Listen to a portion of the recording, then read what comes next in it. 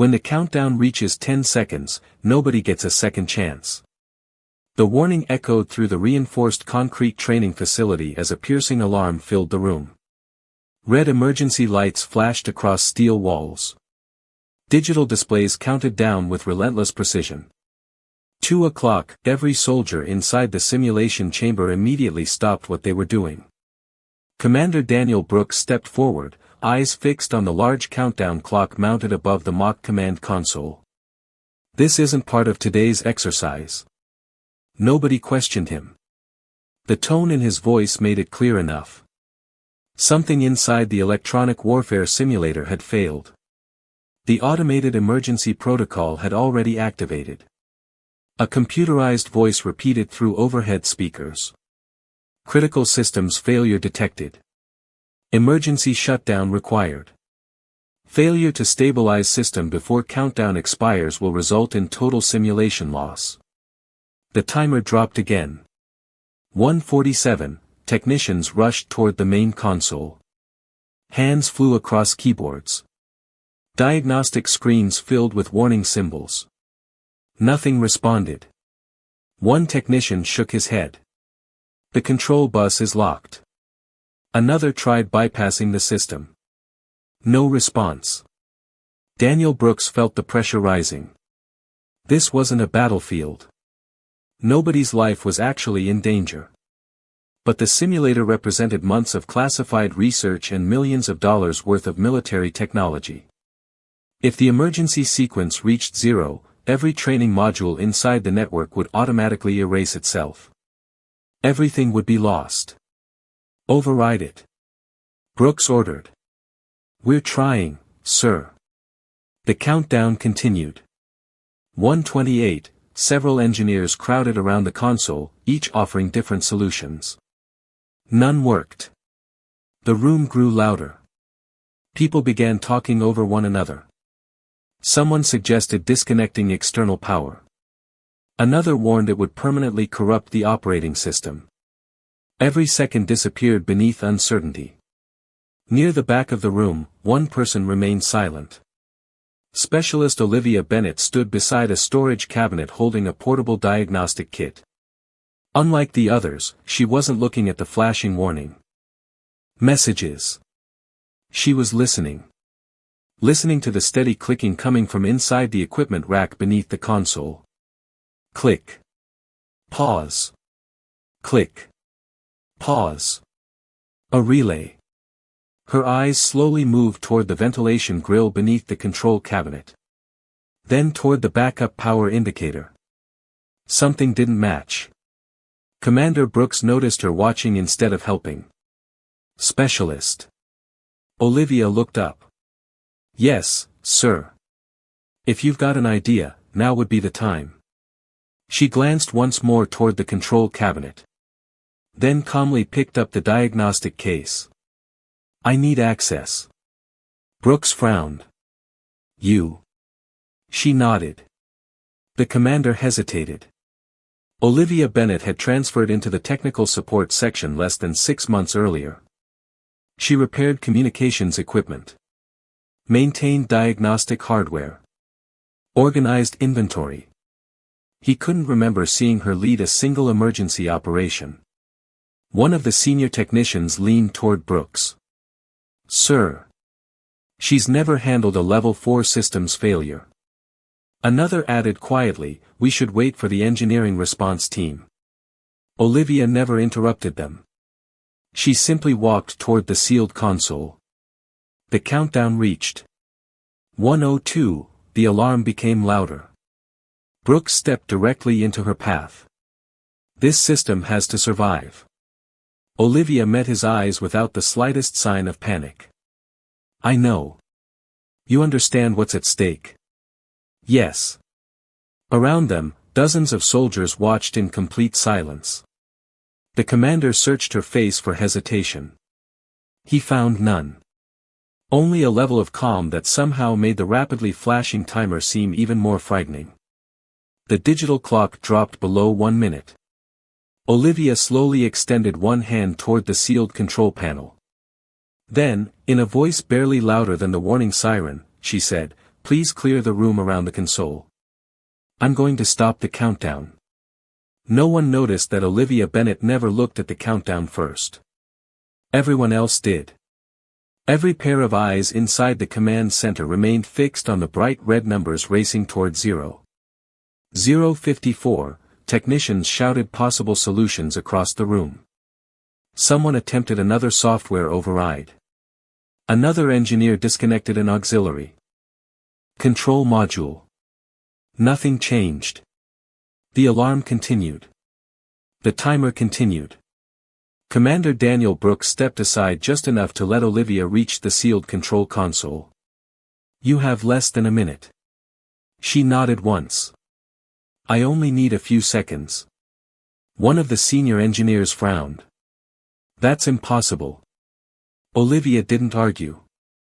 She placed her diagnostic case on the floor and slowly removed a compact inspection flashlight and a handheld analyzer. Instead of touching the main controls, she knelt beside the lower equipment rack. Her attention focused on the narrow ventilation panel beneath the console. Click. Pause. Click. Pause.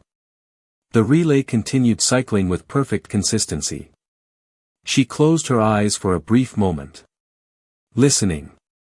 Commander Brooks watched with growing frustration. What are you doing? Olivia answered without looking up. Finding the problem. Another technician interrupted. The diagnostics already identified the control processor. Olivia calmly shook her head. The processor is reacting. It isn't causing the failure. The room fell quiet. That answer surprised even the engineers. She removed the vent cover with a single screwdriver and aimed the flashlight inside. Bundles of neatly organized wiring disappeared into the darkness. Nothing appeared damaged. She didn't seem disappointed. Instead, she listened again. Click. Pause. Click. Her eyes shifted toward the emergency backup power module mounted beneath the rack. Then toward the cooling fans. Finally. She smiled. Very slightly. Commander Brooks noticed immediately. You found something. Olivia looked up. The timer isn't the problem. Everyone stared at her.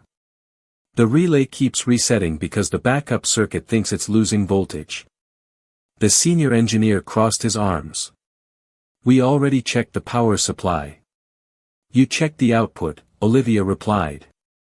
You didn't check the feedback loop. Without another word, she reached carefully behind the backup module and rested 2 fingers against a hidden wiring harness. The analyzer emitted a soft tone. There. A tiny intermittent fault. Almost impossible to notice during normal operation. The timer reached 0:31, Commander Brooks glanced toward the display. His pulse quickened. If you're right. Olivia finished the sentence for him. We still have time. She carefully disconnected one inspection panel. No rushing. No wasted movement. Her hands remained perfectly steady despite the flashing lights and constant alarm. Ryan Mercer whispered from across the room. How can she stay so calm? Brooks didn't answer. He was wondering the same thing. Olivia replaced one connector. Secured another. Then paused. Not because she was uncertain. Because she was waiting for the relay to complete one more cycle. Click. Pause. Click. She watched the analyzer. Every number aligned exactly as she expected. For the first time since the emergency began, Commander Daniel Brooks realized Olivia Bennett wasn't reacting to the countdown. She was working according to the machine's rhythm. The clock dropped again. 0:18, no one breathed. Olivia slowly reached toward the emergency reset switch. She didn't press it. Not yet. Instead, she quietly said, when this reaches 10 seconds. The system will finally be ready to listen. The countdown no longer frightened Olivia Bennett. It guided her. Every person inside the command center stared at the glowing timer. She never did. Her attention remained fixed on the exposed relay assembly beneath the console, where the steady mechanical rhythm continued without interruption. Click. Pause. Click. Pause. Commander Daniel Brooks glanced between the timer and Olivia. The display dropped again. 017, talk to me, he said. Olivia never looked away from the wiring harness. The emergency controller isn't failing. She tightened one connector with a precision screwdriver. It's protecting itself. One of the senior engineers frowned. That doesn't make sense.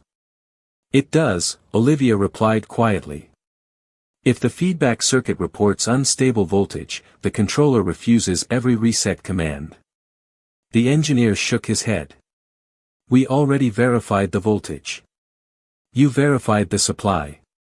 Olivia carefully traced a cable deeper into the cabinet. You didn't verify what the controller believes it's receiving. Silence spread through the room. Even the technicians stopped typing. Another relay. Cycle completed. Click. Pause. The handheld analyzer finally emitted a soft confirmation tone. There. An intermittent signal fluctuation. So brief that conventional diagnostics never captured it. Olivia removed a compact jumper lead from her diagnostic kit. Commander Brooks stepped closer. What are you doing? Giving the controller one clean signal. The timer reached 014. Brooks felt every pair of eyes in the room turn toward him. If she failed, weeks of classified testing would disappear. If he stopped her, they had no better option. He slowly nodded. Proceed. Olivia connected the temporary lead.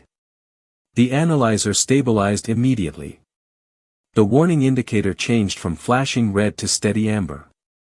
She didn't touch the reset switch. Not yet. Ryan Mercer watched from the rear of the room. Why is she waiting? Brooks answered without realizing it. Because she's waiting for the machine. Olivia had already explained it. The controller accepted reset commands only during a tiny synchronization window between relay cycles. Miss it. Nothing happened. Force it. The controller locked itself again. She listened.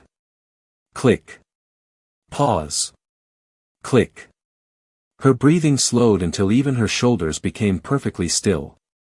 The countdown continued. 012, someone whispered a quiet prayer. Another technician lowered his head. No one offered another suggestion. For the first time since the emergency began, complete silence filled the room. Olivia rested one finger lightly on the emergency reset button. Not pressing. Simply waiting. Her eyes closed for half a second. Not from fear. From concentration. The relay clicked again. She counted silently. 1. 2. 3. The synchronization window approached. The timer changed. 010, Commander Brooks instinctively held his breath. Every soldier inside the room froze. Without the slightest trace of panic, Olivia pressed the reset button with smooth, even pressure. Nothing happened. For one endless heartbeat. Then every alarm stopped at once. The flashing red lights disappeared. Cooling fans slowed to a normal hum. The countdown froze at exactly 10 seconds before fading from the display. Across the command center, monitors returned to normal operating status one after another. No one spoke. The silence after the alarms felt almost unreal. Commander Brooks looked at the restored system. Then at Olivia. She quietly disconnected the temporary jumper lead, secured the access panel, packed away her tools, and stepped back from the console as though she had merely completed routine maintenance. Only then did Brooks fully understand what had happened. The timer had defeated everyone in the room. Except the one person who had never been racing against it. For a long moment, nobody moved. The silence felt louder than the alarm that had filled the room only seconds earlier. Commander Daniel Brooks stared at the frozen display above the control console. 0:10. The countdown remained locked exactly where Olivia Bennett had stopped it. No flashing warnings. No emergency sirens. Only the quiet hum of cooling fans returning to their normal operating speed. One by one, the technicians looked away from the timer and toward Olivia. She wasn't looking at the display. She was removing the temporary jumper lead she had installed only moments before. Carefully. Methodically. As though restoring a training console after routine maintenance. The senior engineer slowly approached the control cabinet.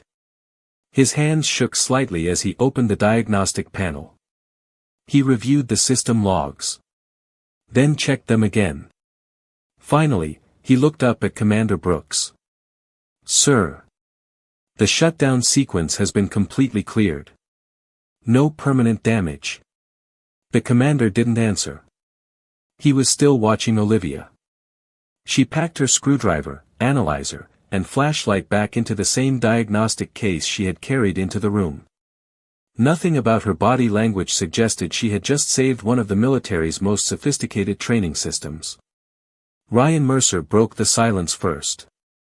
"How?" He searched for the right words. "Did you know to wait until 10 seconds? Olivia closed the diagnostic case before answering. The controller wasn't accepting commands. It was waiting for synchronization. If I'd pressed reset earlier, it would have ignored me. If I'd pressed it later, it would have been too late." The explanation sounded simple. Too simple. Commander Brooks stepped closer. "You figured that out?" While everyone else was watching the countdown. Olivia nodded. "They were watching the symptom. I was looking for the cause." No one spoke after that. Because every engineer in the room understood exactly how difficult that was. Most people under pressure became faster. Olivia had become slower. More deliberate. More accurate. An alarm tone suddenly echoed once more. Several soldiers instinctively looked toward the ceiling. The engineering chief smiled for the first time all afternoon. System reboot complete. Training network fully operational. A wave of relieved laughter spread through the room. Shoulders relaxed. People began talking again. The crisis was over. Commander Brooks looked toward Olivia. "I owe you an apology." She appeared genuinely surprised. "For what?" "I doubted you." Olivia smiled politely. "You didn't know me. It was a reasonable decision." Brooks shook his head. "No. I judged your assignment. I never considered your ability." Before he could continue, another technician hurried into the room carrying a printed maintenance report. "Commander. You'll want to see this." He handed the document to Brooks. Across the top of the page, the automated diagnostic summary listed every attempted repair made during the emergency. 23 failed interventions. 1 successful recovery. The final entry contained only a single name. Specialist Olivia Bennett. Brooks looked back toward her. She was already helping another technician reinstall the lower access panel beneath the console. No speech. No celebration. No interest in the attention now focused entirely on her. The commander slowly folded the report. He had spent years believing confidence announced itself through authority, rank, and decisive commands. Standing before him was someone who had just proven the opposite. Real confidence often arrived quietly. It listened before speaking. It understood before acting. And when the most important 10 seconds finally arrived, it didn't panic. It simply knew exactly what to do. The room stayed silent long after the alarm stopped. No one wanted to be the first to speak. Commander Daniel Brooks looked from the frozen countdown to Olivia Bennett, still standing beside the open control cabinet with her diagnostic tools neatly packed away. She appeared completely relaxed. As though stopping a catastrophic system shutdown with only 10 seconds remaining had been another routine assignment. The senior engineering officer hurried to the master console and began reviewing the event log. One screen. Then another. He checked every diagnostic entry twice before looking toward Brooks. "Sir. The system integrity is 100%. No corrupted files. No hardware damage." Brooks slowly exhaled. The room erupted into relieved conversations. Technicians shook hands. Several soldiers laughed nervously, finally releasing the tension that had built during the countdown. Olivia quietly picked up her tool case. She started walking toward the exit. "Specialist." Brooks' voice stopped her. She turned. "Yes, sir." He studied her for several seconds. "Where did you learn to do that?" Olivia answered honestly. "Training." "What kind of training?" She hesitated. "A long time ago." "Nothing more." Brooks frowned. That answer explained almost nothing. Before he could ask another question, the engineering chief approached carrying a printed system report. "Commander. I've isolated the failure." He placed the document on the console. The emergency shutdown wasn't caused by equipment wear. It was an undocumented synchronization fault inside the backup controller. Brooks glanced toward Olivia. "Could anyone else here have found it?" The engineer slowly shook his head. "Not under that amount of time pressure." He paused. "Most of us were trying to defeat the countdown." She understood the controller. Those words stayed with Brooks. Hours later, inside operations headquarters, he couldn't stop thinking about them. He opened Olivia Bennett's personnel record expecting to find an ordinary technical assignment history. Instead, several sections required additional authorization. Restricted. He entered his command credentials. Another prompt appeared. Higher clearance required. Brooks leaned back. Interesting. He contacted the Secure Personnel Office. "This is Commander Brooks. I need full access to Specialist Olivia Bennett's service history." The duty officer answered almost immediately. "One moment, sir." Several seconds passed. Then the officer returned. "I'm sorry, Commander. Her complete record has been transferred under restricted authority." "Transferred? To whom?"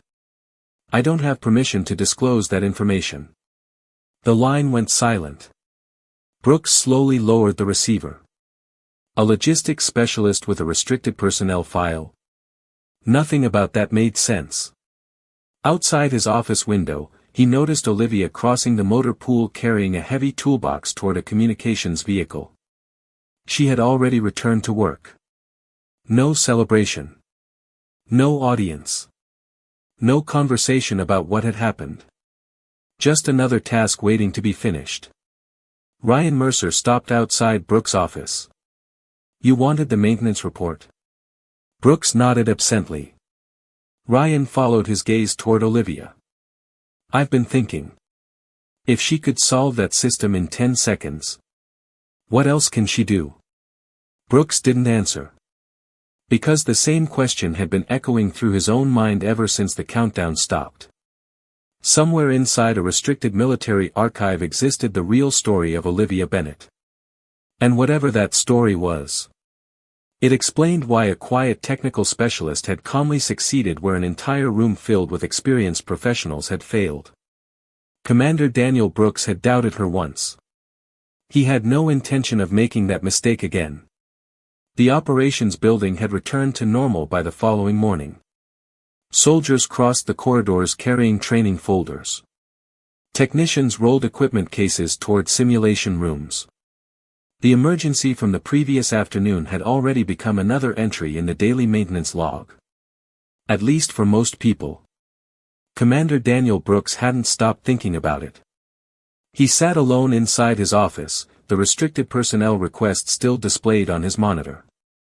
A soft knock interrupted his thoughts. "Come in." The intelligence liaison stepped inside carrying a sealed envelope marked with a red classification stamp. "Your authorization was approved, sir." Brooks accepted the envelope. "The full file?" "Part of it. The rest remains compartmentalized." After the officer left, Brooks broke the security seal. Inside rested only a handful of pages. Far fewer than he expected. The first page contained Olivia Bennett's service photograph. The second listed routine assignments. Communications maintenance. Technical support. Systems diagnostics. Nothing unusual. Then the third page changed everything. Advanced Systems Recovery Program Final Evaluation, Highest Overall Performance. Brooks read the line twice. Beneath it appeared additional qualifications. Critical Infrastructure Restoration. Electronic Systems Recovery. High-Pressure Operational Diagnostics. Every evaluation carried the same final assessment. Exceptional. He continued turning pages. Then the report stopped. Entire sections had been removed. Mission summaries. Deployment histories. Instructor recommendations. Everything beyond a certain point had been permanently redacted. Only one paragraph remained visible. Following Operation Iron Beacon, Staff Sergeant Olivia Bennett voluntarily requested reassignment from advanced operational response duties. Request approved. Brooks leaned back in his chair. Operation Iron Beacon. He had never heard of it. The office phone rang. It was Colonel Rebecca Lawson. "I assumed you'd receive the file." Brooks didn't waste time. "What happened during Iron Beacon?" A brief silence followed. "The operation succeeded." "So why did she leave?" Another pause. "Because success doesn't always feel like victory." Brooks waited. Lawson continued quietly. "She saved the mission. But afterward. She asked for a position where fewer lives would depend on a single decision." The call ended. Brooks remained staring at the file. Outside his office window, he noticed Olivia crossing the motor pool carrying a toolbox toward a communications vehicle. She stopped to help a young mechanic reconnect a damaged field radio. Neither of them realized the commander was watching. No medals. No special treatment. No recognition. Just another day of service. Later that afternoon, Brooks found Olivia inside the maintenance workshop replacing worn connectors on a communications panel. "You never mentioned any of this." She looked up. "I wasn't asked." He held up the partially redacted file. "You were one of the best." Olivia gently tightened the final connector before closing the equipment housing. "I did my job." Brooks lowered the folder. Most people would have built their entire career around achievements like these. She smiled faintly. Yesterday's accomplishments don't repair today's equipment. The simplicity of her answer stayed with him. Walking back toward headquarters, Commander Daniel Brooks finally understood something the personnel file could never fully explain. Olivia Bennett hadn't left excellence behind. She had simply chosen a different way to serve. And somehow, that quiet decision revealed even greater strength than the remarkable achievements hidden beneath layers of classified ink. The answer arrived 2 days later. Commander Daniel Brooks was reviewing training schedules when his secure terminal emitted a single encrypted notification. Restricted personnel access approved. He opened the file immediately. Additional pages appeared beneath the redacted sections he had already seen. Not many. Just enough to explain why someone had decided Olivia Bennett's history should remain hidden. The first newly released page listed a specialized military program Brooks had never encountered before. Advanced Operational Systems Recovery Initiative. Selection rate. Less than 1%. Completion rate. Even lower. Olivia Bennett's name appeared at the very top of the graduating class. He continued reading. Emergency infrastructure recovery. Electronic warfare systems. Nuclear command simulations. Mission-critical diagnostics under extreme time constraints. Every evaluation ended with the same word. Outstanding. The next page stopped him completely. A commendation signed years earlier. For restoring operational control during Operation Iron Beacon under catastrophic time constraints, preventing mission failure and protecting deployed personnel. Brooks leaned back slowly. The woman he had doubted hadn't solved one impossible system.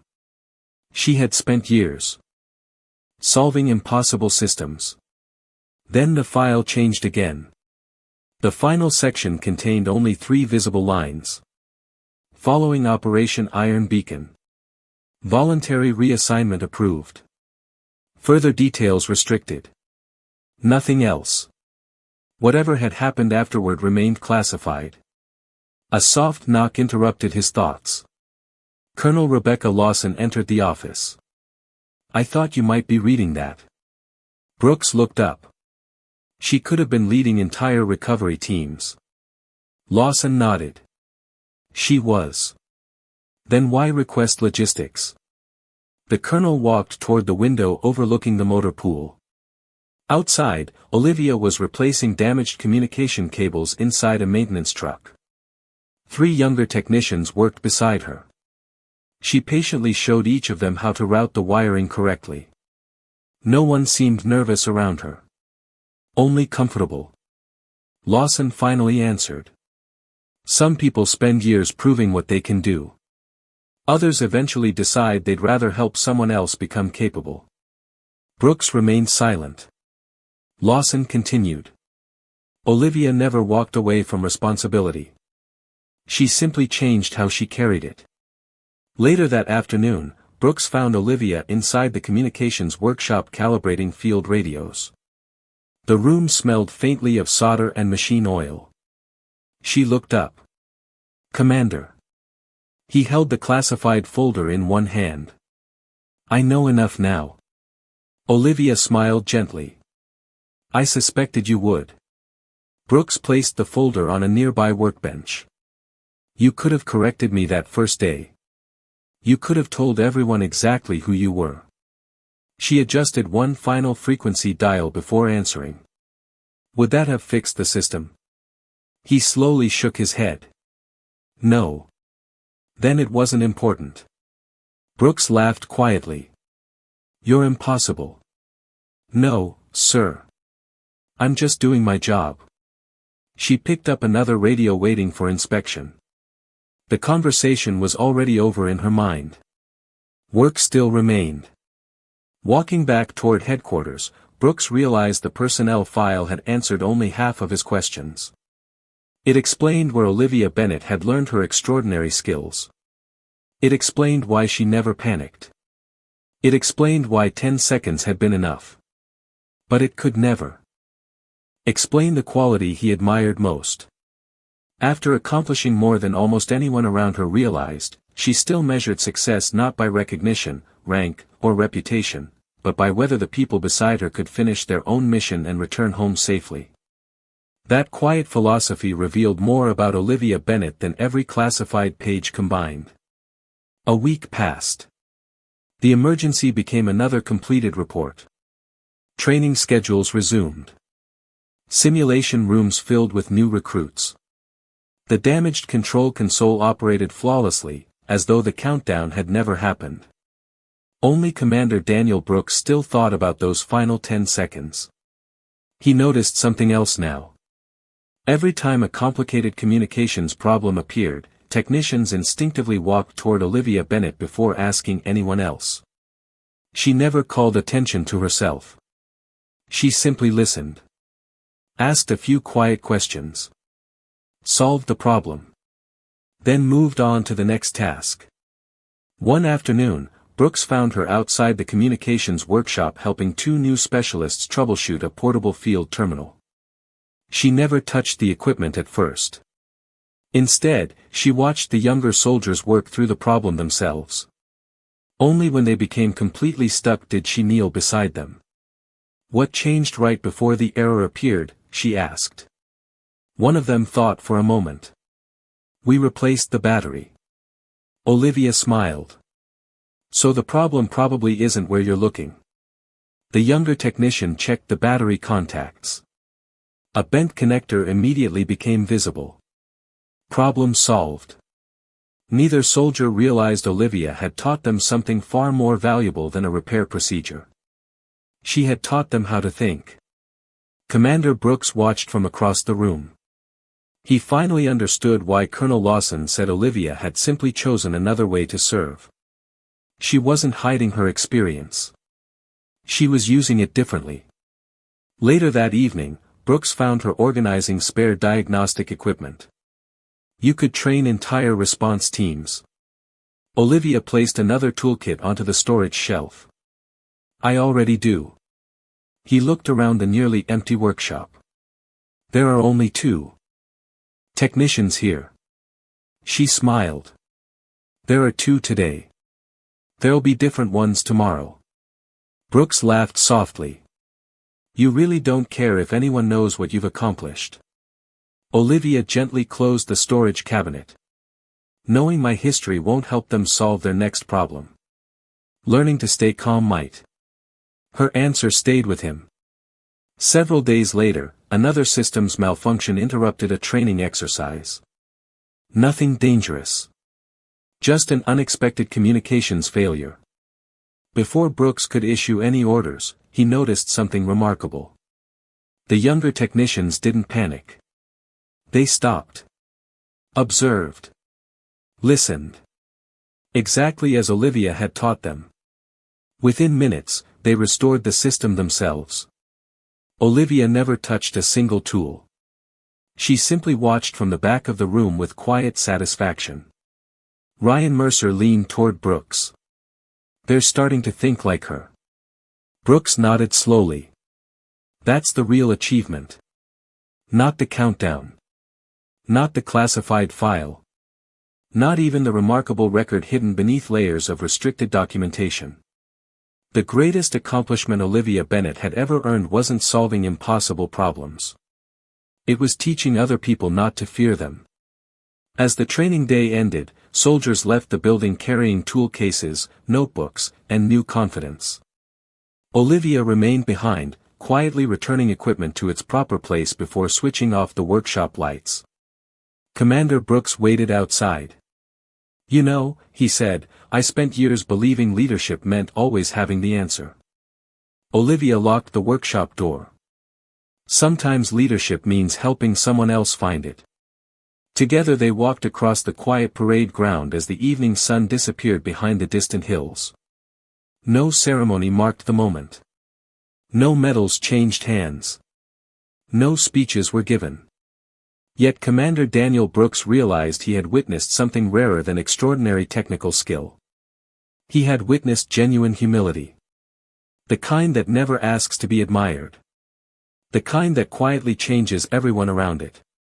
And that, more than anything written inside a classified personnel file, was the reason Olivia Bennett had earned the respect of every soldier who had the privilege of serving beside her. Several weeks later, the emergency countdown had already become part of the unit's history. New recruits heard stories about the system's failure that had nearly erased an entire training network. Most versions focused on the clock. Some focused on the final 10 seconds. Very few mentioned the woman who had quietly ended the crisis. Olivia Bennett preferred it that way. Every morning she unlocked the communications workshop before sunrise. She inspected diagnostic equipment. Calibrated field radios. Repaired damaged control modules. When young technicians arrived, she greeted them with the same quiet smile. No speeches. No stories. Just work. Commander Daniel Brooks often watched from the hallway without interrupting. One morning, he noticed something unusual. A new lieutenant entered carrying a malfunctioning communications terminal. He placed it on Olivia's workbench. I've already replaced 3 components. It still won't synchronize. Olivia looked at the terminal. She didn't touch it immediately. Instead, she asked one question. What happened right before it stopped working? The lieutenant thought for a moment. We updated the software. She nodded. Then let's prove whether the software is really the problem. 10 minutes later, the lieutenant discovered the fault himself. A loose timing connector hidden beneath an access panel. Olivia never pointed at it. She simply asked better questions. The lieutenant left smiling. Commander Brooks walked inside. You knew where the fault was from the beginning. Olivia carefully organized her tools. I had a suspicion. So why didn't you tell him? Because next time. He won't need me. Brooks smiled. It was exactly the answer he expected. Later that afternoon, Colonel Rebecca Lawson visited the workshop. She watched several junior technicians solving complex diagnostic exercises almost entirely on their own. They've improved. Brooks nodded. They've learned how to think. Lawson looked toward Olivia. That's always been her greatest skill. Not repairing equipment. Not stopping countdowns. Teaching calm. Teaching discipline. Teaching patience. As evening approached, the base loudspeaker announced the end of the training day. Soldiers walked toward the parking area. Vehicles returned to their storage bays. Workshop lights slowly switched off across the installation. Olivia remained inside a few minutes longer, returning every tool to its proper place before locking the cabinet doors. Commander Brooks waited outside. As they crossed the quiet parade ground together, he finally spoke. I used to think confidence sounded loud. Olivia looked toward the fading sunset. It usually doesn't. He nodded. I also thought experience demanded recognition. She smiled. Real experience usually creates responsibility. They stopped beside the flagpole as the evening colors settled across the base. Brooks remembered the first moment he had seen her standing beside the emergency console. He remembered doubting every word she said. He remembered believing she was simply another quiet technical specialist. He would never make that mistake again. Because the greatest professionals rarely announce themselves. The strongest leaders often listen more than they speak. And the people most worthy of respect are usually the ones least interested in receiving it. Long after the countdown had disappeared from every screen, Commander Daniel Brooks continued remembering one simple lesson. The timer never revealed Olivia Bennett's true strength. It merely gave everyone else 10 unforgettable seconds to finally see what had been standing quietly beside them all along. Respect had never arrived when the countdown stopped. It had been earned years before. One calm decision at a time.